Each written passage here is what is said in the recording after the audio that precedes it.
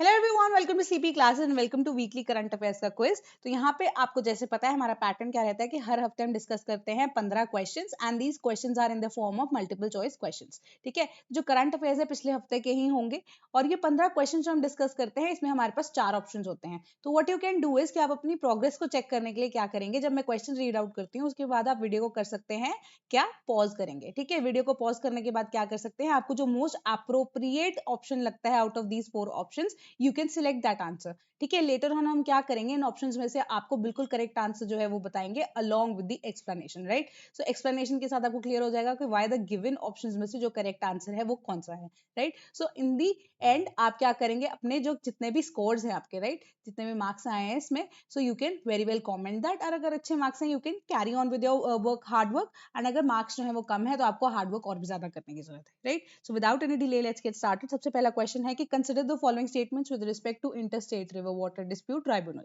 First, it is constituted by the central government when a dispute arises between two or more states in sharing the river water.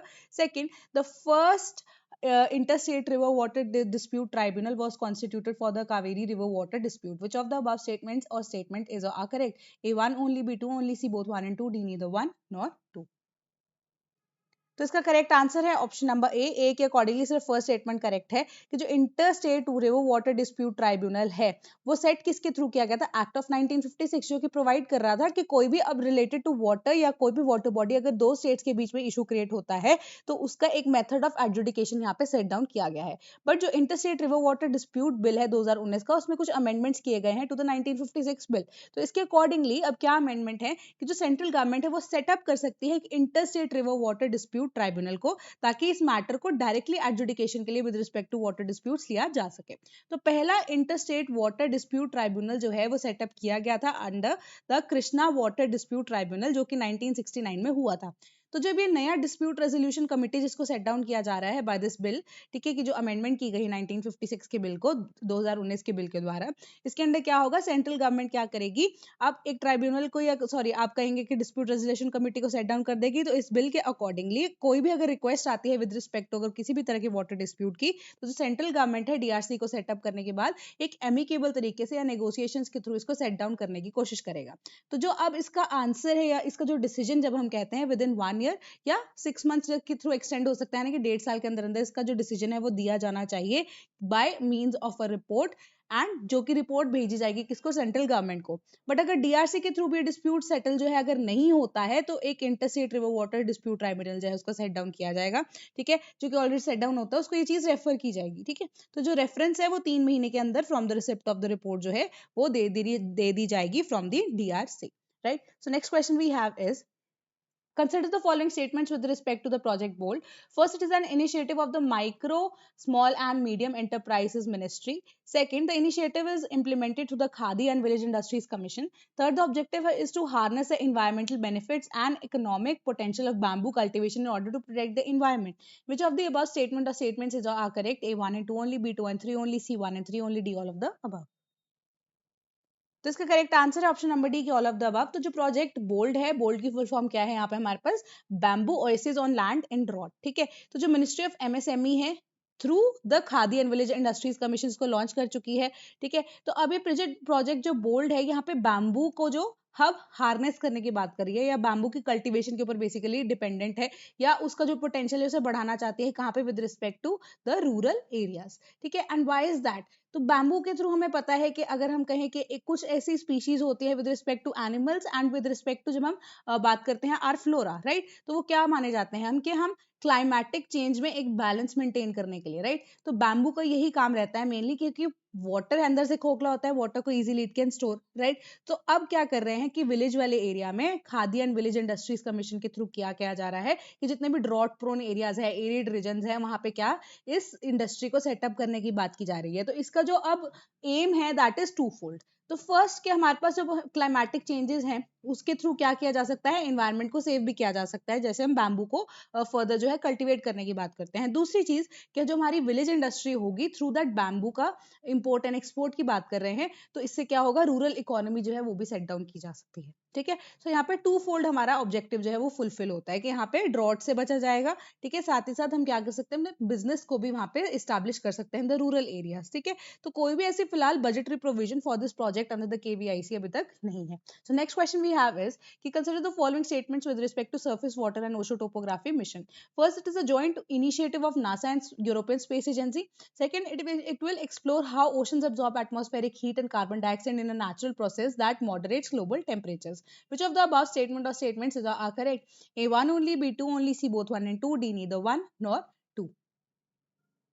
तो इसका correct answer है option number B, that is second statement बिल्कुल correct है, क्योंकि जो surface water and ocean topography है, जो स्वॉट mission है, इसमें नासा तो इंक्लूडेड है ही है, नासा के साथ साथ यूरोपियन स्पेस एजेंसी यहाँ पे नहीं है, यहाँ पे फ्रांस की स्पेस एजेंसी है, कनेडियन स्पेस एजेंसी और यूनाइटेड किंगडम की स्पेस एजेंसी इन्वॉल्व है, राइट। एंड साथ ही साथ नासा के साथ साथ यहाँ पे हम कहेंगे स्पेस एक्स जो है उसका बहुत बड़ा योगदान है फॉर दिस। तो इसका क्या काम रहेगा कि एक जो सैटेलाइट है, व्हाट विल इट डू, कि जितने भी हमारे ओशंस हैं, राइट, ओशंस या वाटर बॉडीज या डिफरेंट टोपोग्राफीज हैं, वहां पे जो रिक्वायर्ड सैंपल्स हैं उसको ये कलेक्ट करेगा। ठीक है, एंड इसके बाद सैंपल्स के बाद ये डेटा को सेव करेगा, डेटा को सेव करने के बाद डेटा को सेंड करेगा। ठीक है, डेटा को सेंड करने के बाद फर्दर यहाँ पर रिपोर्ट तैयार की जाएगी with respect to this the given data. इससे क्या होगा, हमारा जो क्लाइमेटिक चेंज है, ठीक है, उसको अगर आप कहेंगे एज्यूम करने में या उसकी स्थिति को परखने में बहुत ज्यादा आसानी हो जाएगी।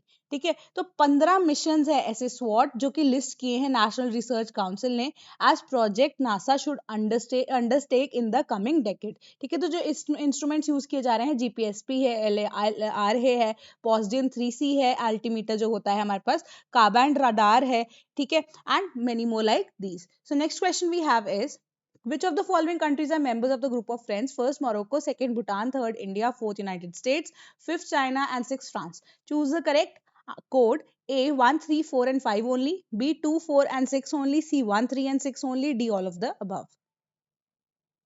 तो इसका करेक्ट आंसर है ऑप्शन नंबर सी, यानी कि 1 3 and 6 Morocco, India and France are the members of group of friends. तो ग्रुप ऑफ फ्रेंड्स जो इंडिया का इनिशिएटिव है, जो कि अकाउंटेबिलिटी को सेट डाउन करने की बात कर रहा है for the crimes against peace keepers. तो इसमें India, Bangladesh, Egypt, France, Morocco और नेपाल जो है को चेयर्स हैं ग्रुप ऑफ फ्रेंड्स के, एंड प्रमोट करना चाहते हैं accountability for crimes against peace keepers. तो जो एक पीस कीपिंग फोर्स है यूनाइटेड नेशंस की, उसमें अगर हम कहें इंडिया जो है मैक्सिमम अपना योगदान देता है, एंड जो रिसेंट डेटा है वो ये भी बता रहा है कि 117 डेथ्स हुई हैं of these peace keepers, that is India से ही जो हुई हैं at the line of duty. So it becomes the responsibility of India कि वो इन पीस कीपर्स की लाइफ्स की अकाउंटेबिलिटी को सेट डाउन करे। ठीक है, तो ये ग्रुप ऑफ फ्रेंड जो है रिप्रेजेंट क्या कर रहे हैं, पॉलिटिकल विल मेंबर स्टेट्स की, पर्टिकुलरली जो जिनके ट्रूप्स या पुलिस इसमें इन्वॉल्व हैं, ठीक है, to champion the implementations of what provisions of the United Nation security council resolution 2589। तो ये 2589 रेजोल्यूशन क्या है कि जो मेंबर स्टेट्स को किसी भी टाइम पे यूनाइटेड नेशंस बुला सकता है, ठीक है, for taking care of the peace keeping operations. साथ ही साथ पीस कीपिंग ऑपरेशंस में सारे अप्रोप्रिएट मेजर्स जो है वो लिए जाएं to bring justice to the perpetrators of the जिन्होंने क्या किया है, of the killing of and जो एक्ट्स अगेंस्ट वायलेंस हुए हैं अगेंस्ट यूनाइटेड नेशंस पर्सनल्स, जिसमें अब इंक्लूड किए जा रहे हैं बट लिमिट नहीं किया गया है उनकी डिटेंशन को या अबडक्शन को, right. So all in all group of friends जो है यहाँ पे क्राइम्स अगेंस्ट पीस कीपर्स की अकाउंटेबिलिटी जो है सेट डाउन करता है। So next question we have is कि consider the following statements with respect to Agni 5 missile. First, it is a nuclear capable missile with a 2-stage fuel liquid fuel engine. Second, Agni 5 can strike targets at ranges of 5000 to 5500 kilometers. Third, the Strategic Forces Command operates the Agni 5. Which of the statements above are correct? A 1 and 2 only, B 1 and 3 only, C 2 and 3 only, D all of the above. तो इसका correct answer है option number सी। ठीक है, option number सी के accordingly second and third statement correct है। ठीक है, तो ये न्यूक्लियर कैपेबिलिटी वाली मिसाइल तो है ही है, बट यहाँ पे 2-stage लिक्विड फ्यूल इंजन नहीं है, यहाँ पे हमारे पास क्या है, 3-stage लिक्विड फ्यूल इंजन है। ठीक है, एंड साथ ही साथ ये इंटरकॉन्टिनेंटल बैलिस्टिक मिसाइल है, यानी कि रेंज जो है इसकी 5000 to 5500 किलोमीटर हो रही है। ठीक है, तो वेरा जब हम अग्नि 6 की बात करते हैं तो उसका जो अगर हम कहें यहाँ पे ये जो kilometres which it can travel is beyond और इक्विवेलेंट टू 8000 किलोमीटर्स, राइट। सो अग्नि 5 का जो अगर हम कहें टारगेट है रेंज वो 5000 टू 5500 किलोमीटर्स है, और जो स्ट्रेटेजिक फोर्सेस कमांड है वो ऑपरेट करती है अग्नि 5 को, ठीक है। So next question we have is कि consider the following statements about the PM विरासत का संवर्धन, ठीक है। First, it is a centre state sector scheme under Ministry of Micro, Small and Medium Enterprises. Second, it focuses on skilling, entrepreneurship and leadership training requirements of the artisan communities. Select the correct statements. A, 1 only, B, 2 only, C, both 1 and 2, D, neither 1 nor 2. इसका correct answer है option number B, यानी कि हमारी second statement से बिल्कुल correct है कि जो प्रधानमंत्री विरासत का संवर्धन, जिसको हम पीएम विकास स्कीम बोल रहे हैं, एक सेक्टर स्कीम है मिनिस्ट्री ऑफ माइनॉरिटी अफेयर्स के अंदर, ठीक है। इसका फोकस फर्दर सेकंड स्टेटमेंट के अकॉर्डिंग यही है कि स्किल प्रोवाइड करें, एंटरप्रेन्योरशिप प्रोवाइड करें, लीडरशिप ट्रेनिंग प्रोग्राम जो है रिक्वायरमेंट्स उसको भी दिया जा सके to the minority and artisan communities across India. But जो पीएम विकास एक इंटीग्रेटेड स्कीम है जो अब 5 स्कीम्स को मिलाकर मिनिस्ट्री ऑफ माइनॉरिटी अफेयर्स के थ्रू जो है उसको इंप्लीमेंट किया जा रहा है। तो ये 5 स्कीम्स कौन सी हैं? सीखो और कमाओ, उस्ताद स्कीम, हमारी धरोहर, नई रोशनी स्कीम एंड नई मंजिल जो स्कीम है, इन सब को मिलाकर एक नई स्कीम दैट इज प्रधानमंत्री विरासत का संवर्धन दैट इज पीएम विकास जो है, इसको नया नाम दे दिया गया है, ठीक है। इसको अप्रूव कर दिया गया है for the 15th finance commission period, and इसका क्या काम है कि लाइवलीहुड्स को इंप्रूव करेगा माइनॉरिटीज के, जिसमें पर्टिकुलरली आर्टिजन कम्युनिटीज इन्वॉल्व होती हैं। Next question we have is कि Tal Chhapar sanctuary recently seen in news is located in which of the following statements? A, Madhya Pradesh, B, Chhattisgarh, C, Rajasthan, D, Uttar Pradesh. तो इसका करेक्ट आंसर है option number C, that is Rajasthan, के it is known as the home of the black buck and variety of birds in Rajasthan. तो it is like के great Indian desert के अंदर है ये सैंक्चुरी, ठीक है, and boast the unique ecosystem, एक यूनिक ही इकोसिस्टम है इसका, एक इंपॉर्टेंट बर्ड वॉचिंग डेस्टिनेशन भी है ये इंडिया के अंदर। सो यू कैन सी के जो फ्लोरा एंड फोना यहाँ पे क्या है, you can remember that as well. So next question we have is कि the term deepfake technology was seen in news recently. It is a type of technology that intimates other form of technology, B, type of technology that is untraceable at the borders, C, type of technology that is being used in the drones to launch a counter attack, D, type of technology used to replace the likeness of a person with another in video and other digital media.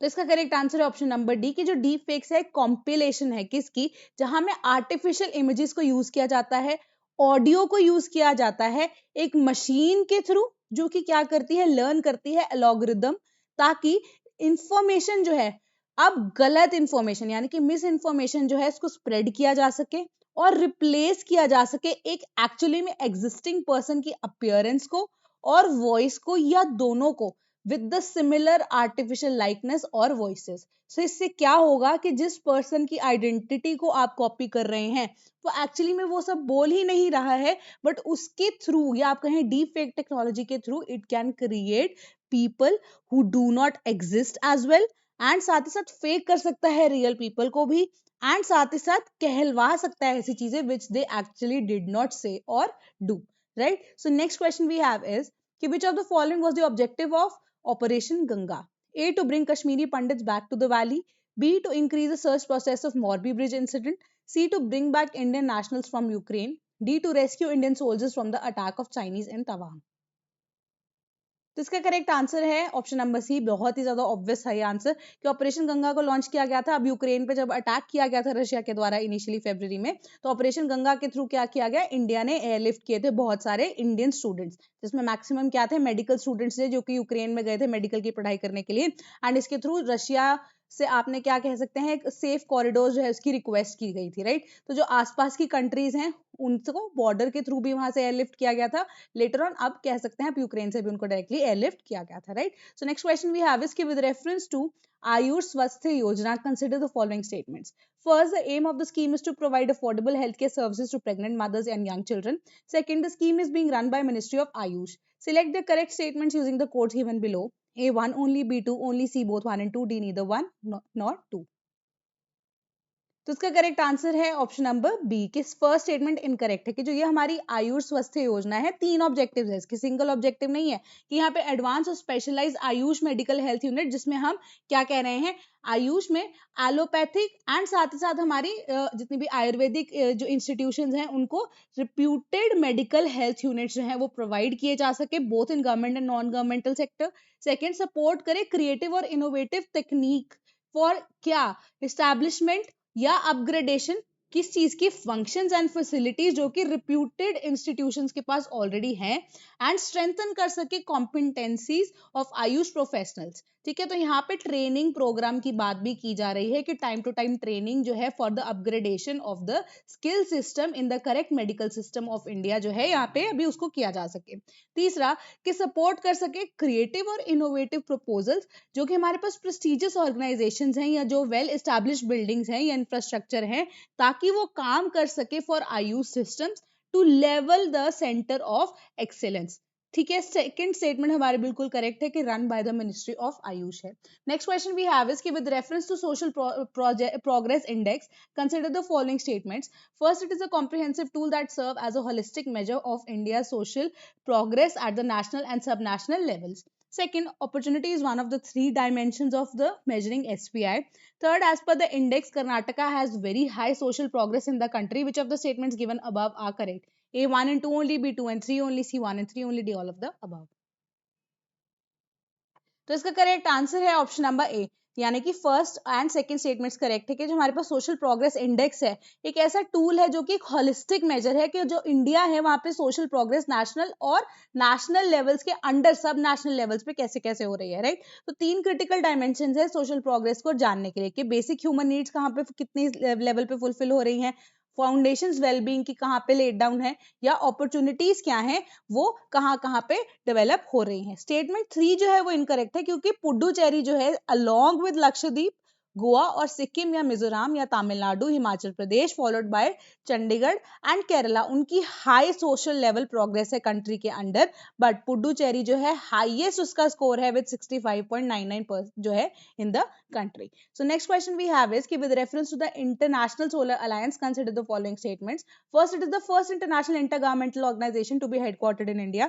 Second, it enables all member states of the United Nations to join the alliance. Select the correct code using the statements given below. A 1 only, B 2 only, C both 1 and 2, D neither 1 nor 2. तो इसका correct answer है option number सी कि दोनों के दोनों statements correct है कि अब हमारे पास अगर आप कहें इंटरनेशनल सोलर अलायंस जो है इसमें क्या है, फर्दर यहाँ पे हम सोलर एनर्जी के बारे में बात कर रहे हैं, या आप कहेंगे कि रीन्यूएबल एनर्जी जो है उसको सेट डाउन करने की बात कर रहे हैं कि उसको कैसे हम सेट डाउन कर सकते हैं, कैसे उसको हार्नेस कर सकते हैं, मैक्सिमम पोटेंशियल जो है उसको कैसे हार्नेस कर सकते हैं। तो ऐसी पहली इंटरनेशनल इंटरगवर्नमेंटल ऑर्गेनाइजेशन जिसका हेडक्वार्टर इंडिया के अंदर होगा, एंड जो हमारी 15 आप कह सकते हैं जुलाई 2020 को एक अमेंडमेंट आई थी जिसके थ्रू क्या हो रहा है कि जितने मेंबर स्टेट्स हैं यूनाइटेड नेशंस के इंक्लूडिंग जो कि ट्रॉपिक्स से बियॉन्ड है, क्योंकि अब हमारे पास सोलर एनर्जी के लिए क्या है, ट्रॉपिकल एरिया की रिक्वायरमेंट रहती है, यानी कि मोर ऑफ सोलर एनर्जी, जहां पे सोलर एनर्जी ज्यादा होगी उनके अलावा जो नेशंस हैं जहां पे इतनी ज्यादा सोलर एनर्जी हार्नेस नहीं हो सकती वो मेंबर भी से ज्वाइन कर सकते हैं। So next question we have is कि with reference to global corporate minimum tax consider the following statements. First, it aims to discourage the nations from tax competition through lower tax rate that result in corporate profit shifting and tax base erosion. Second, the tax will help in counter rising global inequality. Third, it will prevent the unilateral imposition of domestic laws by the developed world over the developing countries. Which of the statements given above are correct? A 1 and 2 only, B 2 and 3 only, C 1 and 3 only, D all of the above. तो इसका correct answer है option number D, यानी कि all of the above, कि जो अब global corporate minimum tax है उसका मेन ऑब्जेक्टिव क्या है कि डिस्करेज करे हर एक कंट्री को कि जो टैक्स कंपटीशन है उसको थ्रू और लोअर रेट ऑफ टैक्सेस जो है वो ना किया जा सके। ठीक है, इससे क्या होगा, लोअर रेट ऑफ टैक्स होगा तो कॉर्पोरेट का जो प्रॉफिट है वो भी कम हो जाएगा, टैक्सेस कम होंगे, ठीक है, प्रॉफिट भी कम हो जाएगा और जो टैक्स बेस इरोजन है वो बढ़ जाएगी। तो इस टैक्स जो है अब फर्दर क्या किया जाएगा, इस टैक्स से फर्दर क्या कर सकते हैं आप कि अब in order to get a good tax in with the help in the counter rising global inequality, it can be use, या जो टैक्स जो है इसको यूज किया जा सकता है मेकिंग इट टफर, इस टैक्स को इम्पोज करने के बाद it can be done for the large businesses कि वो लोअर टैक्स रेट को पे करें, अवेल करें the services of tax havens. तो इसके थ्रू क्या होगा, यूनिलेटरल इम्पोजिशन जो है डोमेस्टिक लॉज की उसको हम खत्म कर सकते हैं, और एक सिंपल तरीका जो ऑल ओवर द वर्ल्ड अपनाया जा सकता है उसको हम सेट डाउन कर सकते हैं।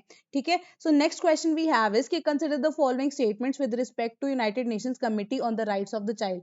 First, the CRC is one of the human rights treaty based bodies and reports to the United Nations General Assembly. Second, the members are elected by state parties to the convention but work in their personal capacities. Select the correct statements. A1 only, B2 only, C both 1 and 2, D the 1 nor 2. तो इसका correct answer है option number C, यानी कि both 1 and 2 के जो CRC है 10 में से एक यूनाइटेड नेशंस ह्यूमन राइट्स की ट्रीटी बेस्ड बॉडीज है जिसको इस्टेब्लिश किया गया है। तो हर साल जो कमिटी है एक रिपोर्ट का सबमिट करती है किसको, तीसरी कमिटी जो कि यूनाइटेड नेशन जनरल असेंबली की है। ठीक है, जो कि अब उनकी स्टेटमेंट को सुनती भी है सीआरसी की चेयर को, और जो असेंबली है अडॉप्ट करती है एक रेजोल्यूशन हर साल राइट्स ऑफ द चाइल्ड के लिए। तो जो मेंबर्स हैं इस कमिटी के वो इलेक्ट कौन करता है, स्टेट पार्टीज करती हैं from amongst their nationals, and साथ ही साथ वो सर्व करते हैं अपनी पर्सनल कैपेसिटी में, कंसिडर करते हैं कि उनको इक्विटेबल जियोग्राफिकल डिस्ट्रीब्यूशन मिली है, एंड साथ ही साथ जो प्रिंसिपल लीगल सिस्टम्स है उनको इस्टेब्लिश किया गया है।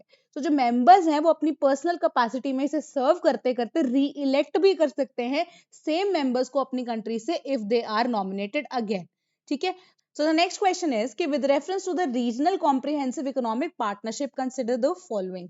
First, the members of the RCEP together account for the third of the world gross domestic product. ठीक है, second, it was launched to prevent the trade with China and reduce import dependence on it. Which of the statements given above are correct? A1 only, B2 only, C both 1 and 2, D neither 1 nor 2. तो इसका correct answer है option number A कि सिर्फ और सिर्फ हमारे पास first statement बिल्कुल correct है कि जो आरसीईपी है एक ऐसा एग्रीमेंट है जो कि मेंबर स्टेट्स यानी कि एशियन के जो मेंबर्स हैं इसके अलावा जो हमारे पास फ्री ट्रेड एग्रीमेंट पार्टनर्स हैं उनके साथ में हुआ था। तो जो 16 की 16 कंट्रीज है वो नेगोशिएट करना चाहती हैं आरसीपी में कि एक ऐसा whatever they are doing they are accounting for a 1/3 of the world gross domestic product and almost half of the world population ये रिप्रेजेंट करती हैं।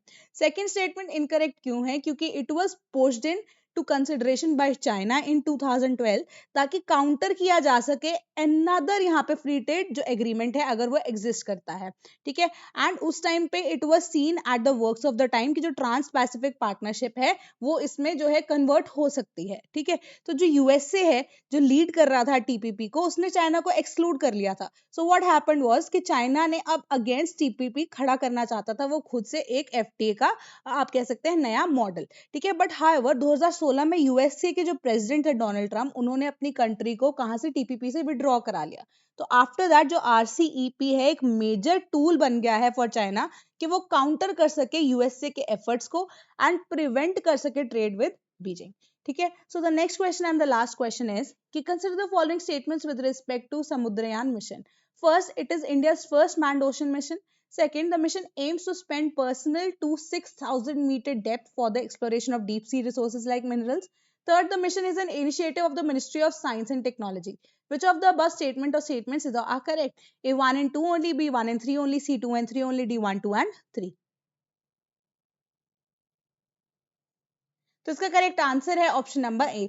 तो ऑप्शन नंबर ए कह रहा है कि फर्स्ट और सेकंड स्टेटमेंट हमारी करेक्ट है कि पहला ऐसा मैन्ड ओशन मिशन जिसमें अब कोई जितने हमारे पर्सनल हैं वो 6000 से ज्यादा यानी कि 6 kilometre depth of the ocean में जाकर क्या करेंगे, डीप सी एक्सप्लोरेशन करेंगे of the resources and minerals. Where जब हम इनिशिएटिव की बात करते हैं ministry of science and technology का ये इनिशिएटिव नहीं है, ये इनिशिएटिव किसका है, मिनिस्ट्री ऑफ अर्थ साइंसेज का यहाँ पे मिशन है। ठीक है, तो इसमें जो इंस्टीट्यूट जिसका योगदान क्या है, national institute of ocean technology जो है इसका मेन योगदान है जो कि under the ministry of earth and sciences operate करता है। ठीक है, तो जो समुद्रयान मिशन है 2019 का एक मिशन है, national institute of ocean technology जो है उन्होंने ये शुरू किया था, अनाउंस किया था। ठीक है, पहला ऐसा मैन्ड ओशन मिशन। तो अब इसका एम क्या है कि सेल्फ प्रोपेल्ड खुद से ही मैन्ड जो है सबमर्सिबल व्हीकल को बनाया जाएगा जो 3 ह्यूमन बींग्स को कैरी करेगा up to a depth of depth of 6000 metres जो कि ओशन में जाएंगे for deep sea exploration with a suite of scientific sensors. तो साइंटिफिक सेंसर्स में ACS होगा, AUV होगा और DSM होगा। ठीक है, तो ये सबमर्सिबल क्या करेगा, कंडक्ट करेगा एक्सप्लोरेशन डीप सी ओशंस की एंड सच एज, यहाँ पे फाइंड आउट क्या करना चाहते हैं, gas hydrates, polymetallic manganese nodules, hydrothermic sulphides, cobalt crust जो कि अब 1000 से 5500 मीटर्स डेप्थ पे मिले हैं जनरली। सो उससे भी डीप जाकर अब व्हाट विल हैपन कि इन मिनरल्स को और भी ढूंढा जा सकता है। तो ये मैन सबमर्सिबल जो है, एंड्योरेंस इसकी कितनी होगी, जो व्हीकल की एंड्योरेंस होगी 12 घंटे की होगी ऑपरेशनल पीरियड में, और इमरजेंसी के केस में 96 आवर्स जो है इसका वो पीरियड रहेगा। और ये अलाउ करेगा साइंटिफिक पर्सनल्स को कि वो ऑब्जर्व कर सके, अंडरस्टैंड कर सके अनएक्सप्लोर्ड डीप सी एरियाज को डायरेक्ट इंटरवेंशंस के थ्रू। तो जो प्रोजेक्ट है वो 5 साल के लिए टाइम लाइन है। टाइम पीरियड क्या है, 2020-21 से 2025-2026। सो आज के लिए इतना ही। Thank you so much. Do comment your scores if you like this video, like our channel as well, subscribe to our channel as well, and share it as much as possible. Thank you so much.